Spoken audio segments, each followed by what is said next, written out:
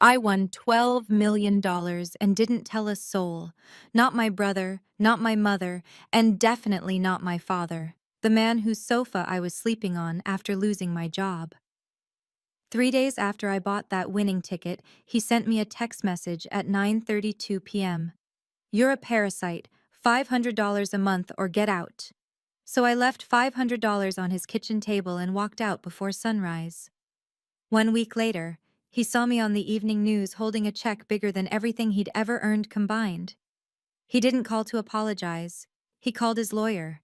He sued me for family support. He invited 12 church members to the courtroom to watch him win. But when the judge looked at him and said 5 words, those same church members walked out without saying goodbye. My name is Lottie Dawson. I'm 28 years old. And this is the story of how my father tried to take what wasn't his and lost everything that was. If you're watching this, please subscribe and let me know where you are watching from. It started with an email, December 20th, 2024, 3 days before Christmas. I was sitting at my desk at Thompson & Reed, a mid-sized accounting firm in downtown Houston where I'd worked for 4 years. 4 years of overtime. 4 years of perfect performance reviews.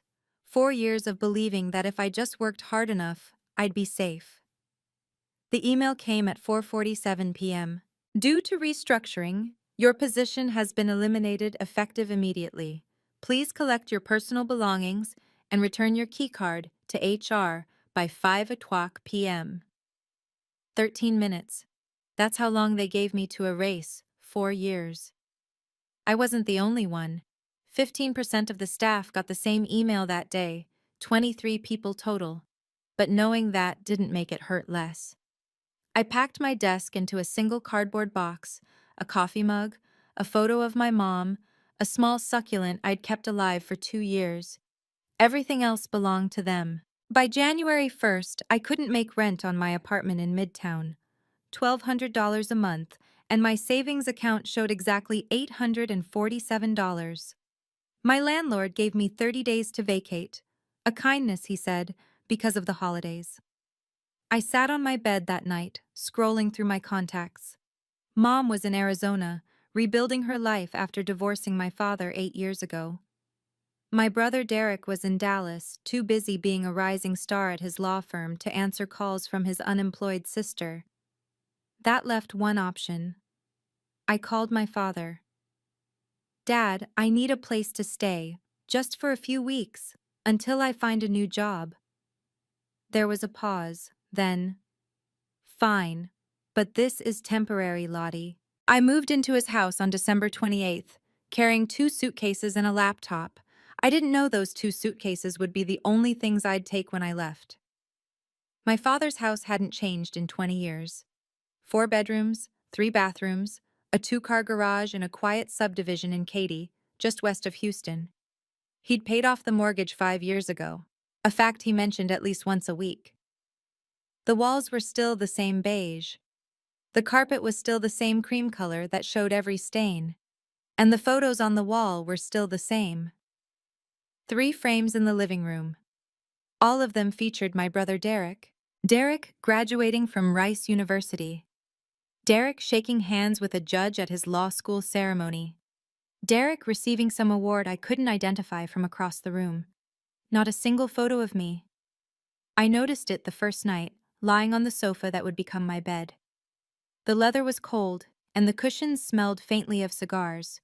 My father's Sunday ritual with his friends from church. I pulled a thin blanket over myself and stared at Derek's face on the wall, illuminated by the streetlight outside. The next morning, my father made his expectations clear.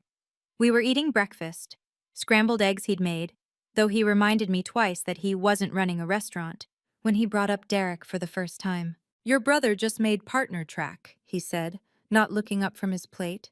"At 33, Morrison and Foley, one of the best firms in Texas." "That's great for him," I said. "He had 3 offers before he even graduated." 3. He finally looked at me. "What were you doing at 28? "Oh, right, getting laid off." I didn't respond. I'd learned a long time ago that responding only made it worse. But I felt it, that familiar tightening in my chest, the same feeling I'd had since I was 12 years old, watching my father beam at Derek's report card while barely glancing at mine. I told myself I would only stay 2 weeks.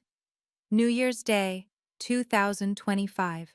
My father invited two of his friends from church over for lunch. Bill Hartley and Tom Reeves, both retired, both members of the same men's group my father had led for 6 years. They arrived at noon, wearing pressed khakis and polo shirts, carrying a bottle of wine that probably cost more than my weekly grocery budget. I tried to stay in the guest room, technically Derek's old room, though he hadn't slept there in 5 years. But my father called me out. Lottie, come say hello to Bill and Tom. I walked into the living room, wearing jeans and a sweater I'd owned since college. Bill and Tom smiled politely. This is my daughter, my father said. He paused, as if searching for something positive to add. She's between opportunities right now, living on my sofa for the time being. Oh, Bill said, his smile faltering slightly. Are you helping her get back on her feet, Gerald? My father laughed.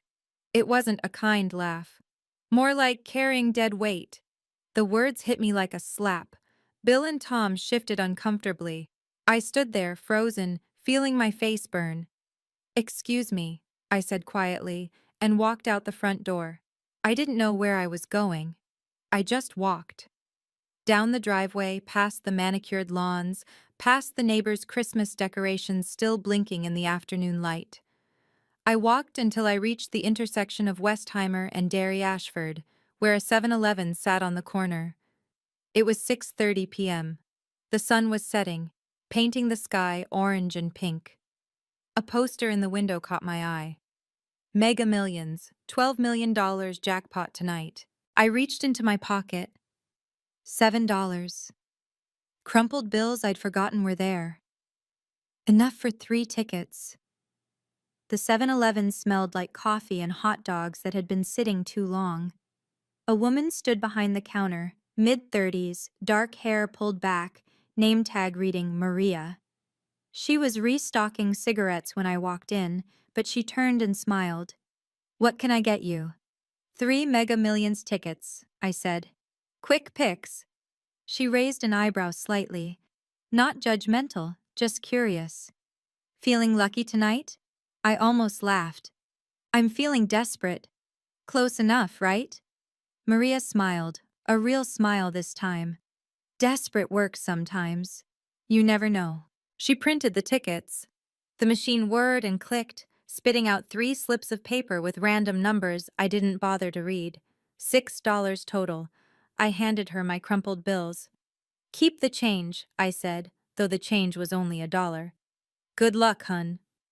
The receipt printed at exactly 6:47 p.m., January 2nd, 2025. I didn't think about it at the time, but that timestamp would matter later. That receipt, with Maria's initials and the store's address printed at the top, would become the first piece of evidence in a case I didn't know was coming. I bought a bottle of water with my last dollar and walked outside. The sun had fully set now, and the parking lot was lit by fluorescent lights that buzzed faintly overhead. I sat on the curb, holding 3 lottery tickets and a bottle of water, and thought about what my father had said. Dead weight. I'd been called a lot of things in my life. Quiet, shy, not as ambitious as your brother, but dead weight was new. Dead weight implied I was dragging him down. Dead weight implied I was a burden he was forced to carry. I looked at the tickets in my hand. Maybe, I thought, just once, something could go right. I sat on that curb for almost an hour. The temperature had dropped to 45 degrees, and I was shivering in my thin sweater, but I couldn't make myself go back. Not yet. Not while Bill and Tom were probably still there, drinking wine and listening to my father talk about what a disappointment I was. I thought about my mother, Patricia Dawson, though she'd gone back to her maiden name, Patricia Holloway, after the divorce. She lived in Scottsdale now, in a small condo she'd bought with her settlement money. We talked maybe twice a year, always on birthdays, always brief. The divorce had been ugly, and I'd made the mistake of staying neutral, which meant both parents felt betrayed. But I remembered something she'd said to me once, the last time I visited her before she moved. Your father sees people as investments, Lottie. If you don't give him returns, you're a liability. That's why I had to leave. And someday, you'll have to leave too. I hadn't understood it then. I was 20 years old, still believing that if I just tried harder, worked harder, achieved more, he would finally see me. 8 years later, sitting on a curb outside a convenience store, I finally understood.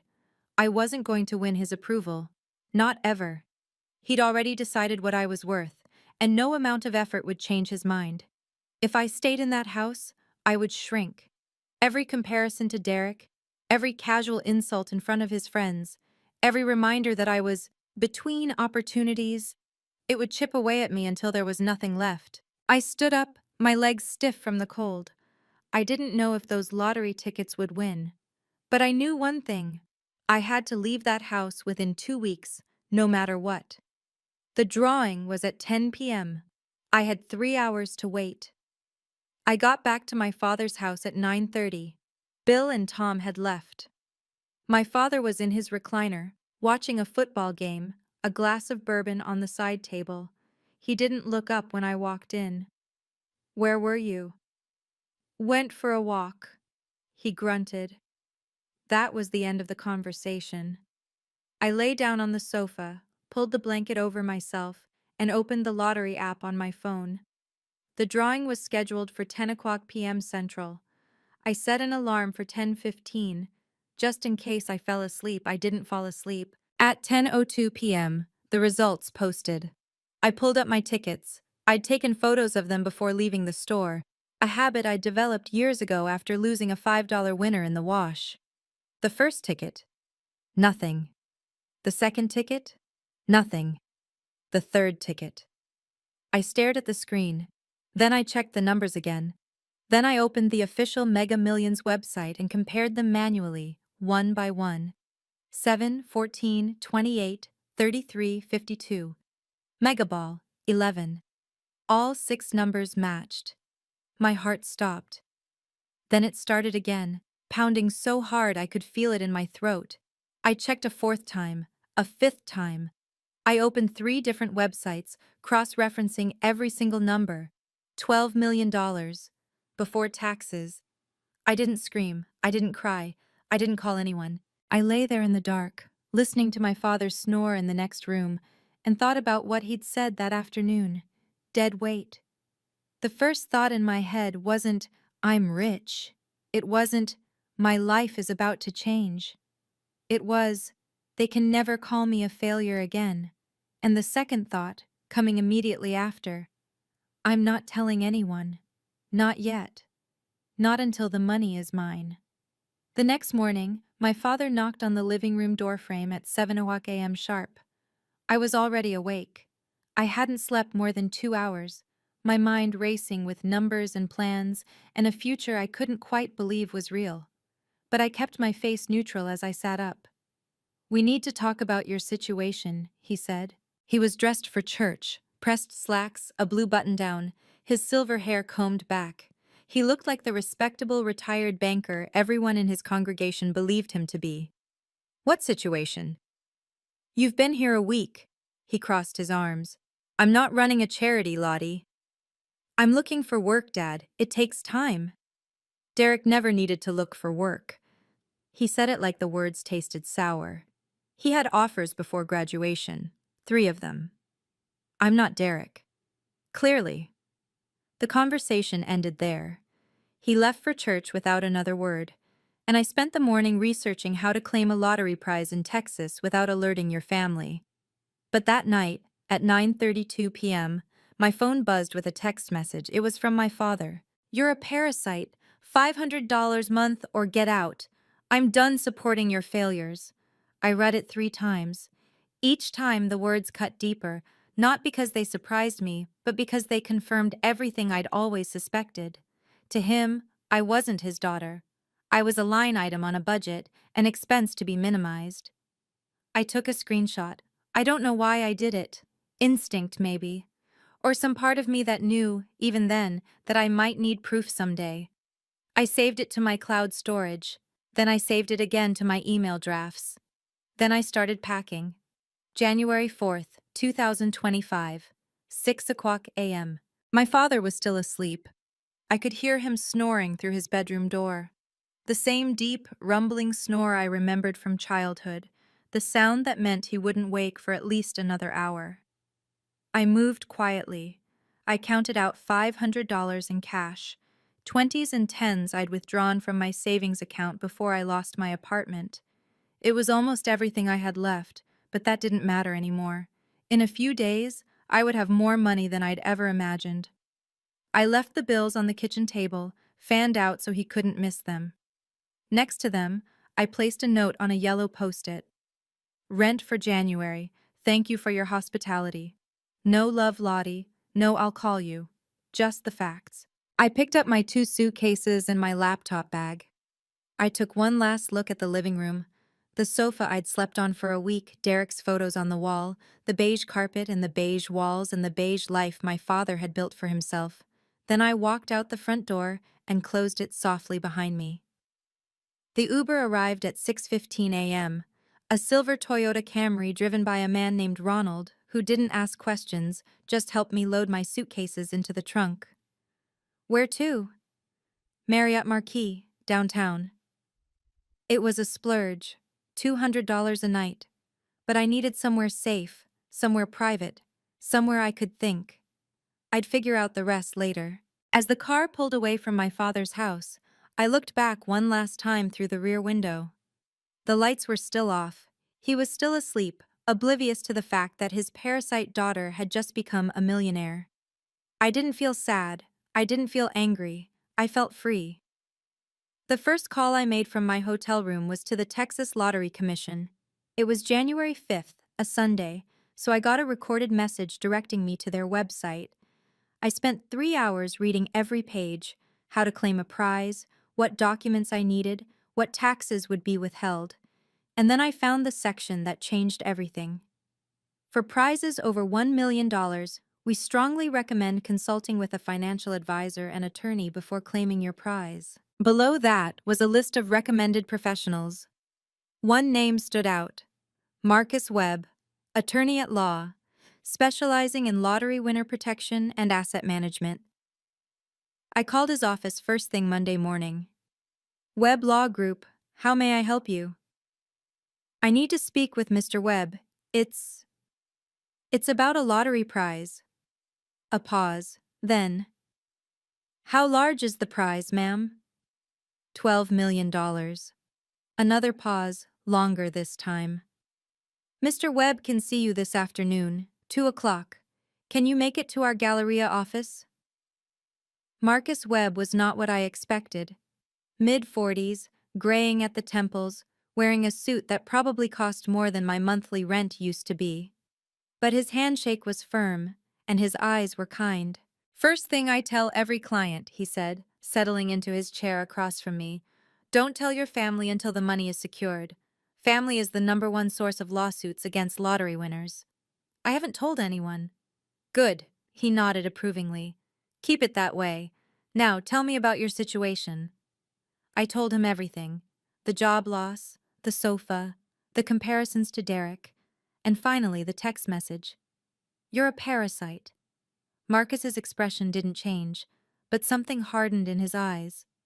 Keep that text message, Hasasal, he said.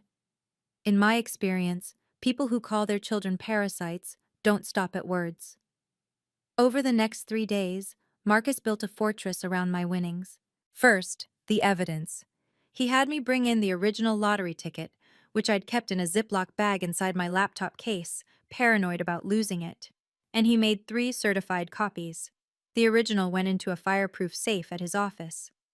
We need to verify the purchase, he said. Do you remember where you bought it? 7-Eleven on Westheimer in Derry Ashford, January 2nd, around 6:45 p.m. He made a note. I'll contact the store manager and request a copy of the security footage. That timestamp on your receipt matches their cameras. If anyone ever challenges your ownership of this ticket, we'll have 3 layers of proof: the receipt, the video, and the store employee who sold it to you. Next, the text message.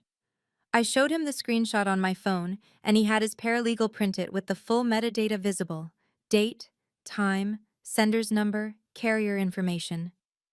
This is from your father's phone? Yes. And you were living in his house when he sent this? On his sofa, yes. Marcus nodded slowly. If he tries anything, and in my experience, when family members find out about lottery winnings, they often try something. This message will be very useful. It establishes his attitude toward you before he knew about the money. He opened a new bank account for me at a private bank I'd never heard of. No connection to my father's old employer, no shared accounts, no paper trail leading back to anyone in my family. The money will be deposited here after you claim the prize, he said. No one will know about it unless you tell them. I signed the paperwork with hands that were surprisingly steady. For the first time in weeks, I felt like I was in control. There was one problem I couldn't solve: Texas law. Marcus explained it to me on January 8th, 3 days before my scheduled claim date. Texas Government Code Section 466.022, he said, sliding a printed document across his desk. Winners of prizes over $1 million are required to have their name and city of residence publicly disclosed. You can delay the announcement, but you can't avoid it entirely. I stared at the document. So everyone will know.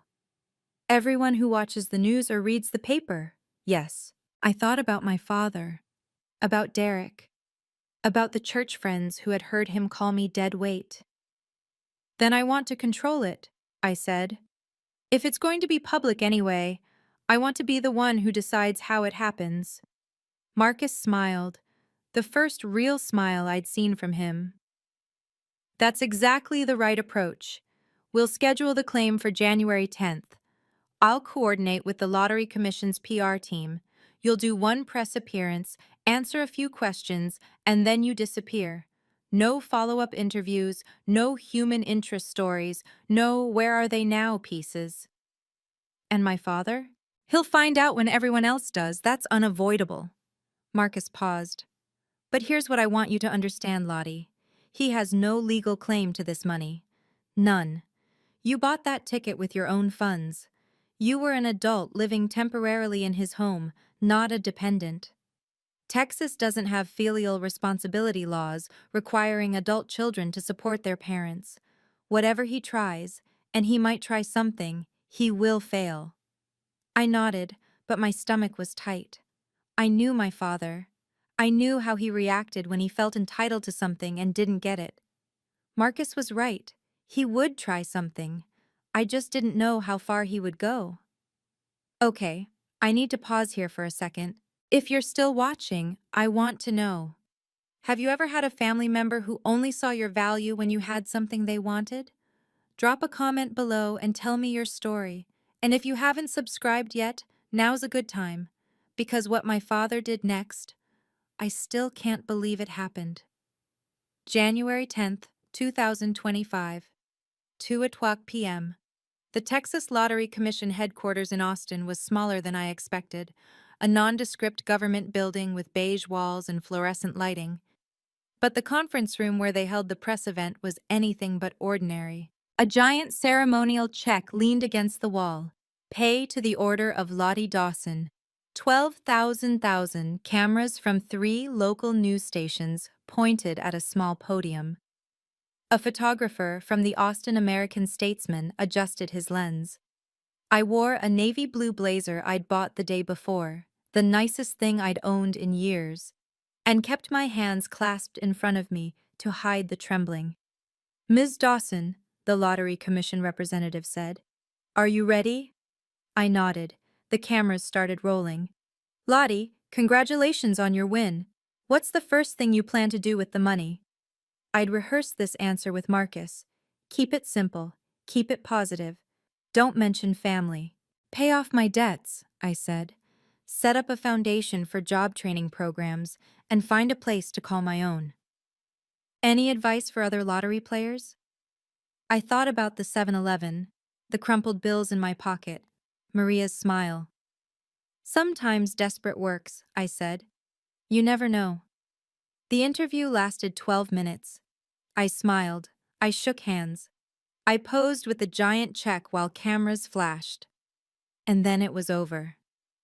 The segment aired on Cool 11 News at 6 o'clock p.m. that evening.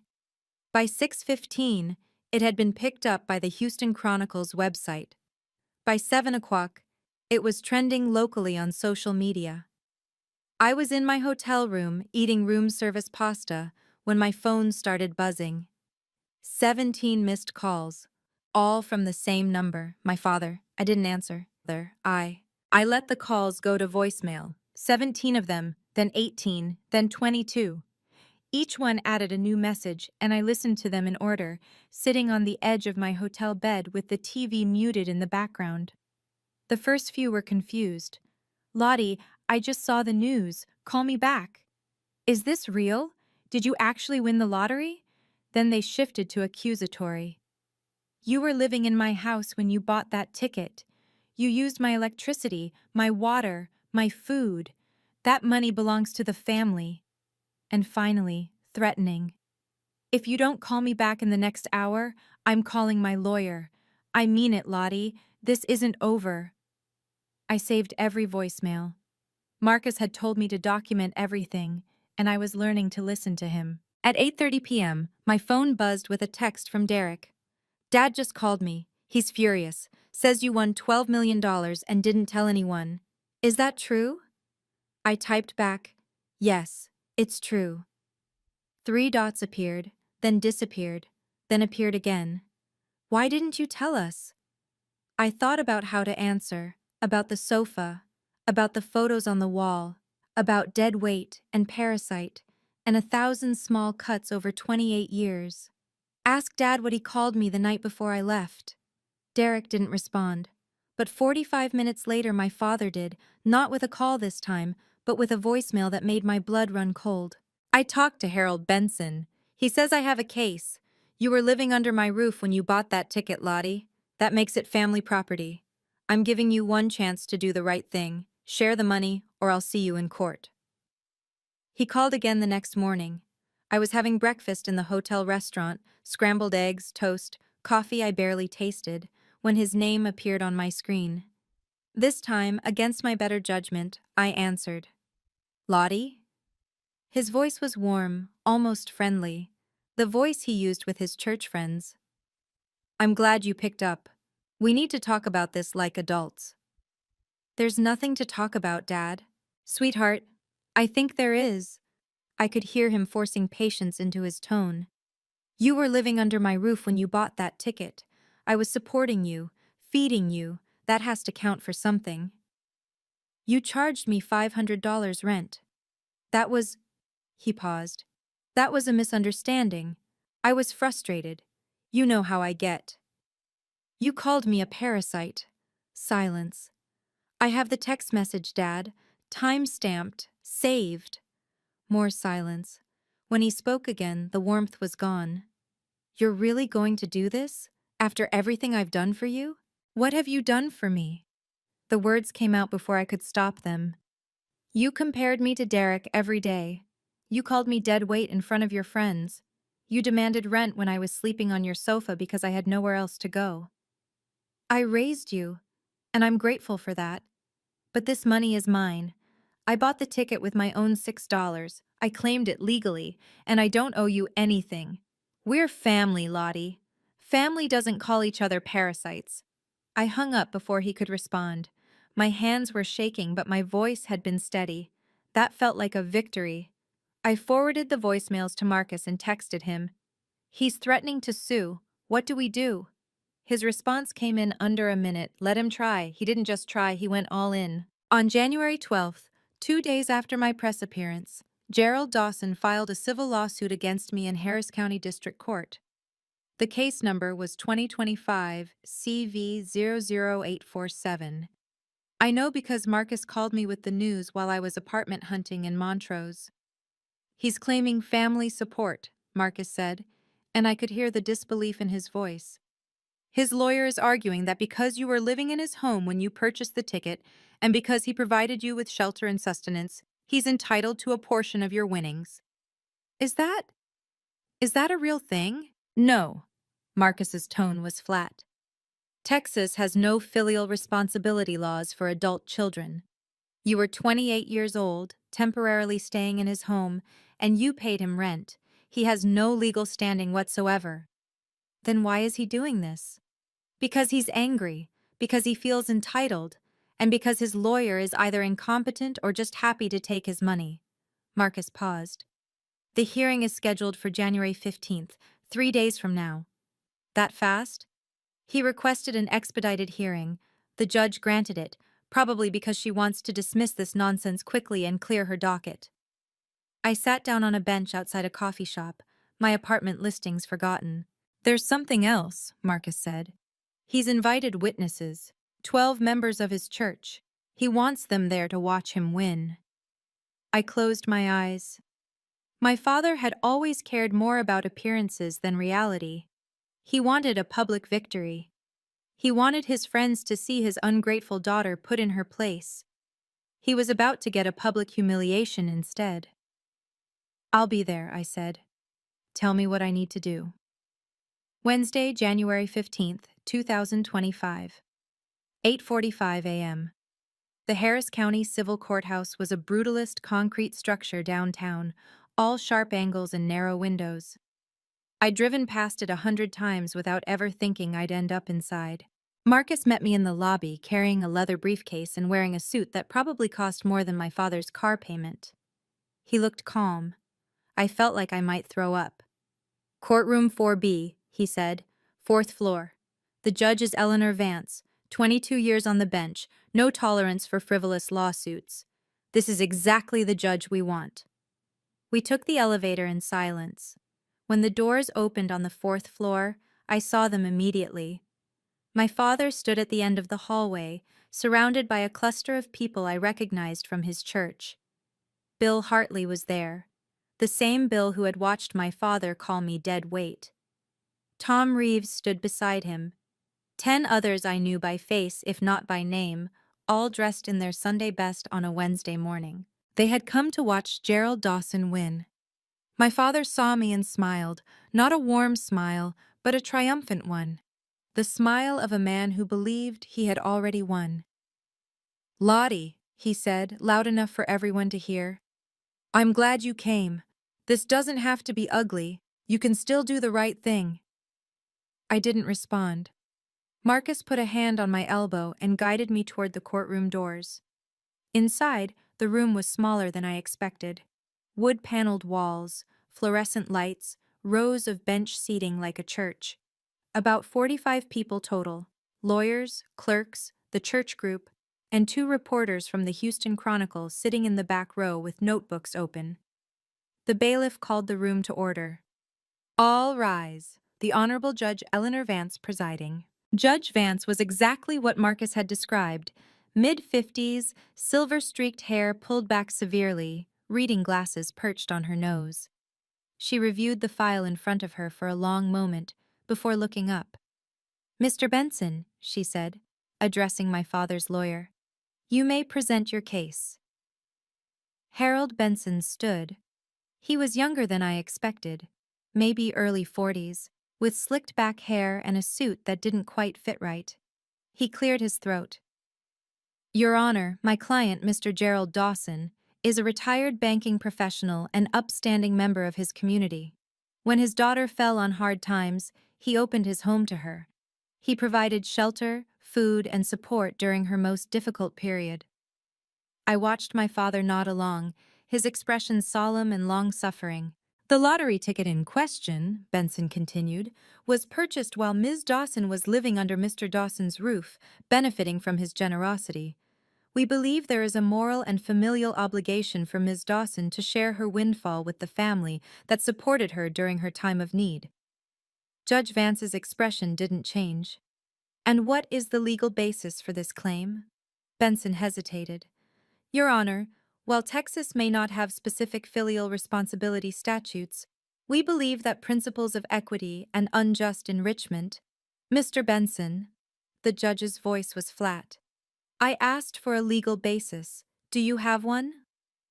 We, we believe the court has discretion to consider the moral dimensions. I see. Judge Vance made a note. Is there anything else? My father leaned over and whispered something to his lawyer. Benson nodded reluctantly. My client would like to make a brief statement, Your Honor. Very well. Mr. Dawson, you may speak. My father stood, smoothing his jacket, and turned slightly so his church friends could see his face.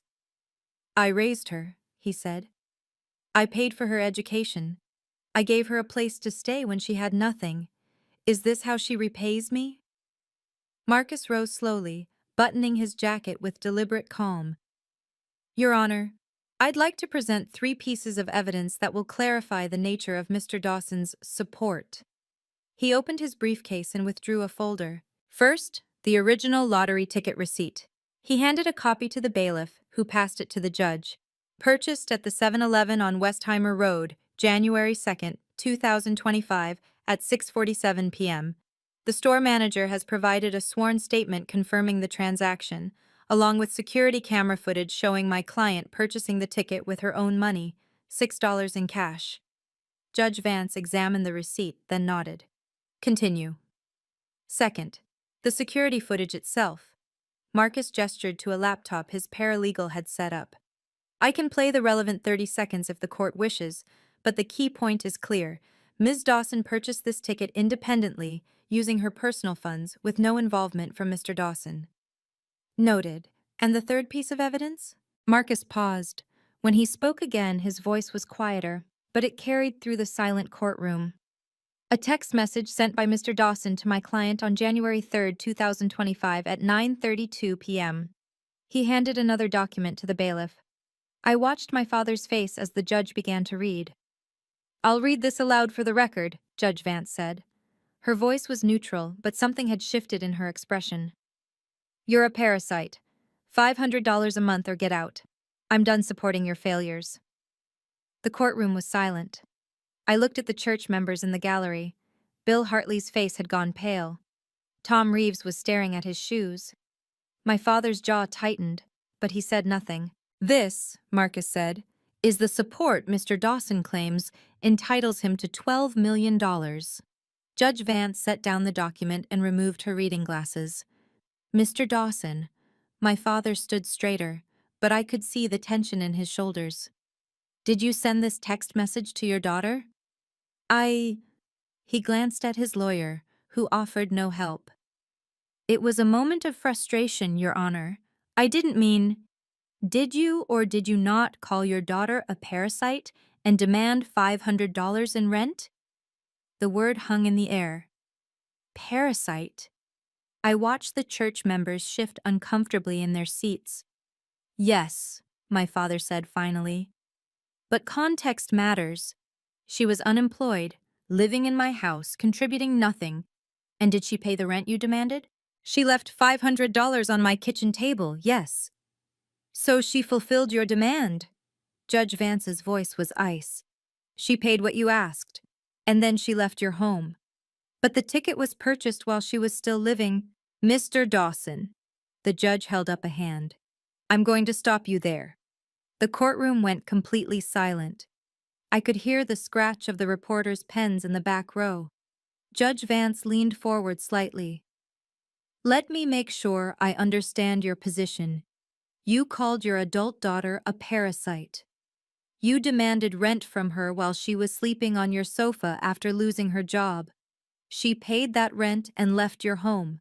And now, because she subsequently won a lottery prize, you believe you're entitled to a portion of her winnings? My father opened his mouth, then closed it. Is that an accurate summary, Mr. Dawson?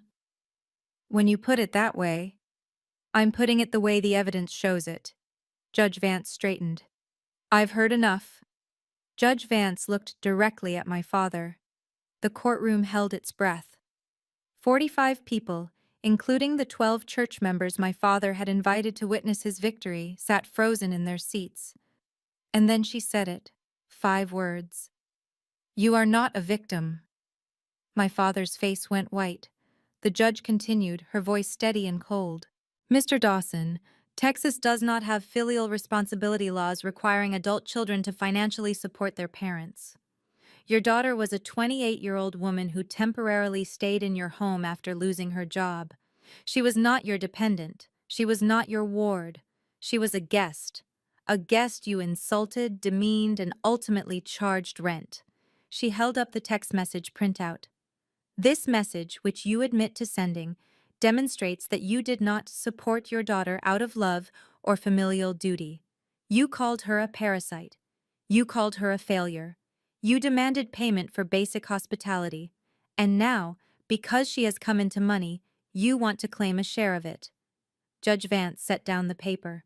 This case is dismissed with prejudice. Mr. Dawson, you have no legal claim to your daughter's lottery winnings, not now, not ever. Furthermore, I'm ordering you to pay the defendant's legal fees, as this lawsuit was frivolous and without merit. She looked at him one more time. I strongly advise you to reflect on what the word family actually means. Court is adjourned. The gavel came down. I sat perfectly still, my hands folded in my lap. I didn't cry. I didn't smile. I just breathed. Behind me I heard movement. The church members standing, gathering their things, filing out without a word to my father. Not one of them stopped to offer comfort. Not one of them even looked at him. I have to stop here and ask you something, Q. When the judge said those 5 words, "You are not a victim," what did you feel? Because I felt something I hadn't felt in years, like someone finally saw the truth. If this story is resonating with you, hit that subscribe button and leave a comment. I want to know if you've ever had a moment like this, when someone in authority finally saw what your family refused to see. I was halfway down the courthouse hallway when I heard his footsteps behind me. Lottie, wait. I stopped but didn't turn around. Marcus stood beside me, one hand on his briefcase, ready to intervene if necessary. We need to talk, my father said. His voice was different now, smaller, almost pleading. Please. I turned. He looked older than he had an hour ago. The confidence was gone, replaced by something I'd never seen on his face before. Desperation. What is there to talk about, Dad? This isn't how I wanted things to go. He stepped closer. I made mistakes. I know that now. But we're family, Lottie. You can't just what? I kept my voice level. Can't just refuse to give you money you have no right to? Can't just walk away from someone who called me a parasite? I was angry. I didn't mean it. You meant every word. I took a breath. You've been comparing me to Derek my whole life. You told your friends I was dead weight. You demanded rent when I was sleeping on your sofa because I had nowhere else to go. And when I left, you didn't call to apologize. You called a lawyer. His mouth opened, but no words came out. From now on, I said, if you need to contact me, you go through my lawyer. Mr. Webb will handle any communication. Lottie, that's my boundary, Dad. It's not negotiable. I turned and walked toward the elevator. Marcus fell into step beside me. My father didn't follow. When the elevator doors closed, I finally let myself exhale. My hands were shaking, but my voice had been steady, my words had been clear, and for the first time in my life, I had set a boundary with my father. And I had meant it. The reporters caught up with us outside the courthouse. There were 2 of them, a man and a woman, both carrying notebooks and digital recorders. The woman spoke first. Ms. Dawson, I'm Sarah Chen. She caught herself. Sarah Collins, Houston Chronicle. Do you have any comment on the judge's ruling? I glanced at Marcus. He gave a slight nod. I'm grateful the court saw the truth, I said. I don't wish my father any harm, but I also won't be taken advantage of. That's all I have to say. What about the text message? The one where he called you a... I think the judge's words speak for themselves. The male reporter, young, eager, probably new to the job, tried a different angle. Mr. Dawson, any response to the ruling? I turned slightly. My father was emerging from the courthouse doors alone. His church friends had already dispersed, heading to their cars without waiting for him. He saw the reporters and froze. No comment, he muttered, and walked quickly toward the parking garage. The reporters let him go. They had their story. That evening, the Houston Chronicle published an article online. The headline read, "Lottery winner's father loses family support lawsuit after calling daughter parasite." The article included the judge's quote, "You are not a victim," and a summary of the text message evidence. It mentioned that Gerald Dawson was a retired banking professional and longtime member of his church community. By midnight, the article had been shared over 3,000 times on Facebook. By morning, that number had doubled. I didn't read the comments. I didn't need to. The truth was out there now, in black and white, for anyone who wanted to see it, including everyone my father had ever tried to impress. The fallout came faster than I expected. I heard about it secondhand through Derek, who called me 3 days after the hearing. He sounded tired. "Dad went to church on Sunday," he said, "first time since the trial." "How did that go?" A long pause. "Not well."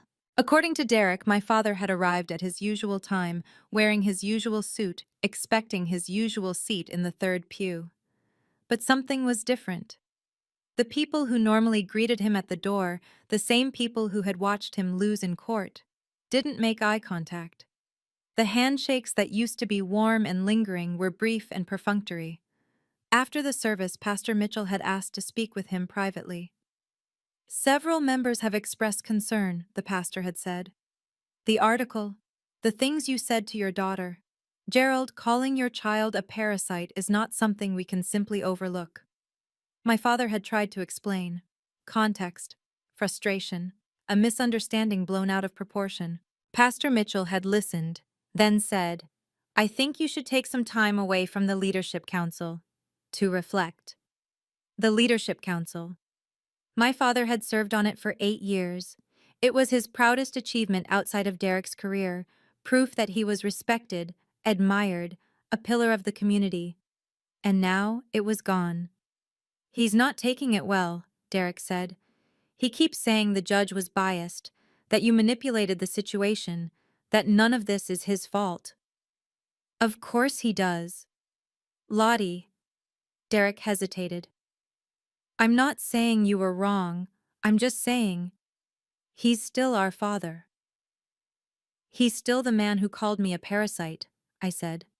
"That doesn't change just because he's facing consequences." Derek didn't have an answer for that. Derek called again a week later. This time his voice was different, less defensive, more uncertain, like he was finally seeing something he'd been avoiding for years. "I talked to Mom," he said. I set down my coffee cup. "You talked to Mom?" "She called me. After she saw the article." He paused. "She said she wasn't surprised. About any of it." "She wouldn't be. She told me things, Lottie. About why she really left. About how Dad treated her. I always thought—" He stopped. "I always thought she was exaggerating. Or being dramatic. But after watching what happened in that courtroom, I waited." "I'm sorry," Derek said finally. "I should have seen it sooner. I should have asked you what was really going on instead of just assuming Dad was right." It wasn't a perfect apology. It didn't erase 28 years of being the overlooked sibling, the one who never measured up, the one whose photos didn't hang on the wall. But it was real. "Thank you for saying that," I said. "Dad asked me to talk to you, to convince you to forgive him, or at least drop the legal fees." "What did you tell him?" "I told him I couldn't do that." Derek's voice was firm. "And I told him he needs to apologize, really apologize, before anything else. Not because he wants something from you, but because he actually understands what he did wrong." "Do you think he will?" A long silence. "Honestly, no. I don't think he's capable of it. He's spent his whole life believing he's the victim in every situation. That's not going to change because a judge told him otherwise." I nodded, even though he couldn't see me. "Then I guess we're done here." I guess we are.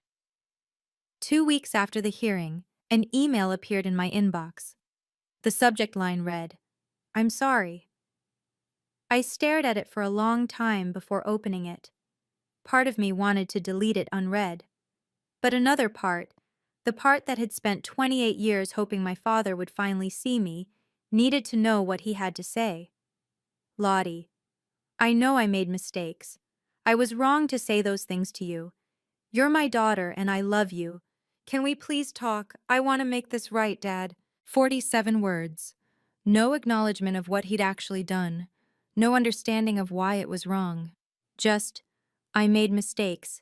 Passive, vague, the kind of non-apology that puts the burden on the victim to forgive without the offender having to change. I forwarded the email to Marcus with a note. For the record, no response needed. His reply came within the hour. Noted. If he continues, we can send a formal cease and desist. Let me know. I didn't block my father's email address. I didn't block his phone number. Marcus had advised me to keep the lines of communication open, not for reconciliation, but for documentation. If he escalated, if he tried something else, I wanted a record. But I didn't respond. Not because I was angry. The anger had faded, replaced by something quieter and sadder. The recognition that my father would never be the parent I needed him to be. He wasn't capable of it. Maybe he never had been. Some apologies are just another way of asking for what you want. I had learned to tell the difference. I closed my laptop and went back to apartment hunting. I had a life to build, and I wasn't going to build it waiting for my father to become someone he wasn't. February 2025. I signed the lease on a 2-bedroom apartment in Montrose, a neighborhood I'd always loved but could never afford. Red brick building, hardwood floors, a small balcony overlooking a tree-lined street. The rent was $1,800 a month, which would have been impossible 3 months ago. Now it was nothing. But I didn't go crazy with the money. Marcus had introduced me to a financial advisor who specialized in sudden wealth, and together we'd created a plan. Pay off all debts, invest conservatively, live modestly, and set aside funds for something meaningful. That something became the Dawson Foundation. The irony of the name wasn't lost on me. I was using my father's surname, the name he'd been so proud of, the name he'd attached to his reputation, to do something he never would have done: help people who were struggling. The foundation's mission was simple: job training and career transition support for people who had been laid off. I knew what it felt like to lose everything overnight, to sit in a hotel room wondering how you were going to pay next month's rent. I wanted to make that easier for someone else. By March, we had funded 15 scholarships for vocational training programs across Houston, and I called my mother. It was the first real conversation we'd had in 2 years. She picked up on the second ring. Lottie. Her voice was warm, surprised. I saw the article. I'm so proud of you. For winning the lottery? For standing up for yourself. She paused. I should have taught you how to do that a long time ago. I'm sorry I didn't. You taught me by leaving him, I said. It just took me a while to understand. We talked for an hour. It was the beginning of something new.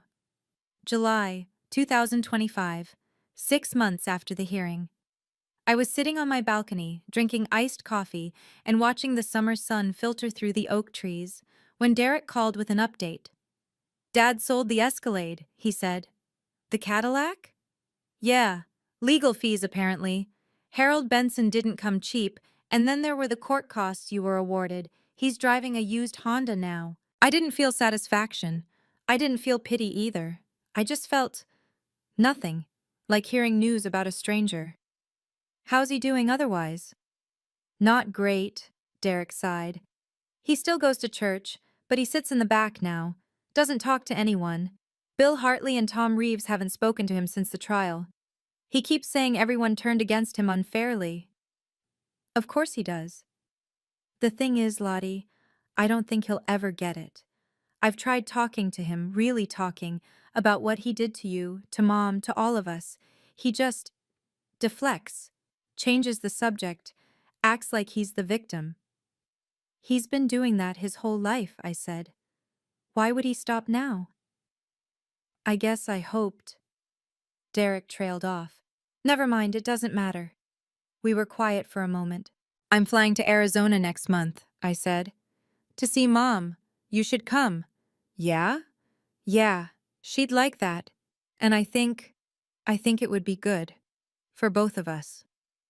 I'll check my calendar, Derek said, but his voice was lighter than it had been at the start of the call. I'd like that.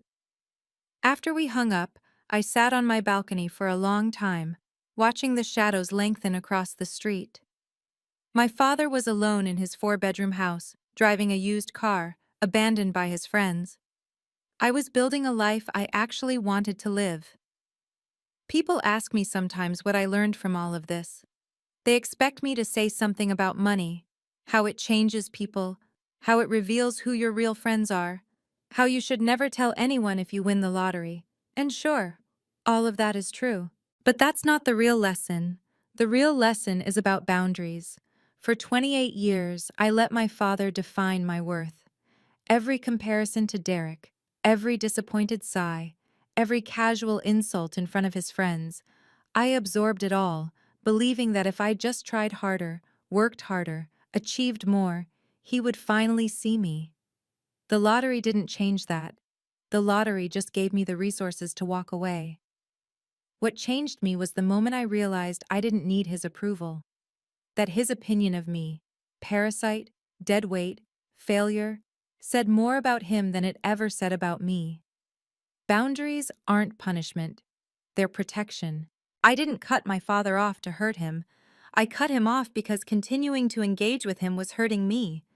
Every conversation, every attempt at reconciliation, every "I'm sorry" that wasn't really sorry.